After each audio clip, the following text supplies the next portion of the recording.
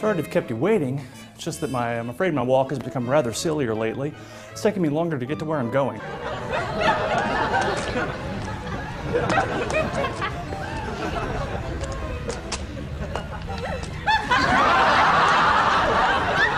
I wish someone would pay me to spend more of my time silly walking.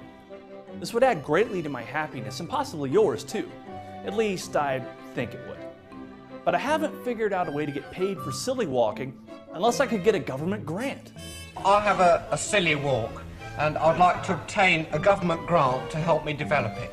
I see. May I see your silly walk? Yes, certainly, yes. If there were government subsidies for silly walks, if they gave me money to develop new walks, for example, or promised to buy a certain number of the walks I created, there would be more silly walks than there are now. Isn't that a great idea? It's not particularly silly, is it? With government backing, I could make it very silly. You probably think it's not a great idea because silly walks are, well, they're silly. But even if you agreed with me that silly walks benefit society, there would be good reason to oppose subsidies for them.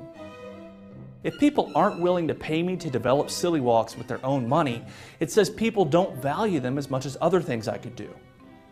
I could flip hamburgers, walk dogs, sell used cars, or teach economics. Things people would pay for voluntarily. We'll get more silly walks with subsidies, but they'll be worth less to people than they cost to produce. That means the subsidies would waste resources. But what about other, more serious subsidies? There's defense, social security, health, housing, education, silly walks. What about subsidies for food? You might have seen a bumper sticker that says, "No farms, no food," or something like that. Some people have argued that food subsidies are necessary to ensure food security. Without subsidies, they say, we won't have enough food. But subsidizing food production is a lot like subsidizing silly walks.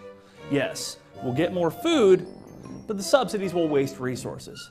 It'll be food that costs more to produce than it's worth. You're really interested in silly walks, aren't you? Oh, rather. Well, take a look at this then. Maybe we should subsidize things that produce what economists call positive externalities, or spillover benefits. One example might be education. Don't we all benefit from having an educated citizenry? As a college professor, I know I benefit from having more students who pay for my services. Another example might be solar energy, which might improve air quality by reducing the amount of fossil fuel we burn. How do we know what to subsidize?